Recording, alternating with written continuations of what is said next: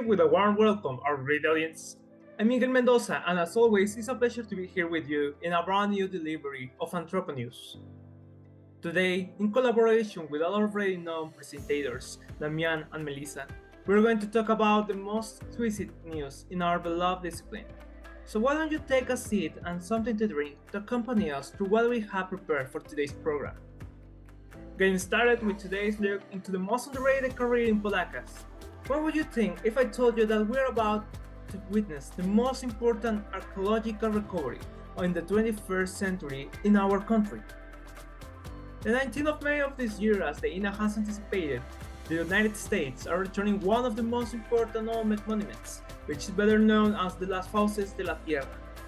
This one-ton sculpture dates from around 2,500 years ago, originally from the archaeological zone of Chalcatzingo, from where it was stolen as our fund for field practices, to later reappear in hands of the American anthropologist David Grove.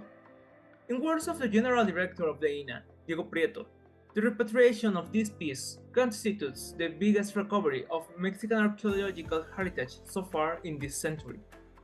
In other news, do you miss having water in the faculty's bathroom? We too.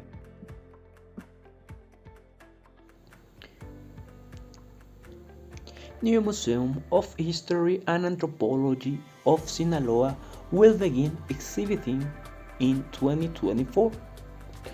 Archaeological and paleontological pieces from Chametla, Culiacán, El Fuerte, Mazatlán, and Guasave, as well as part of the El Chino Billetero collection, will arrive at the site. In other news, Sueño en otro idioma, a film that portrays a very romantic story about what an anthropologist does in the field and the importance of the discipline. However, it is also everything that should not be done in fieldwork.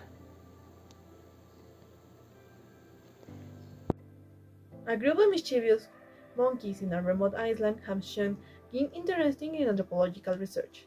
These playful primates have been observed imitating the action of the anthropologists studying them, causing laughter and amazement among the researchers. From mimicking fieldwork techniques to attempt to take notes and using tools, these monkeys have become truly observers of human behavior.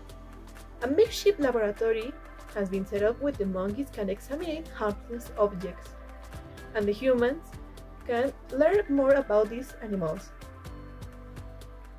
And that's all for tonight's news. Thank you for joining us.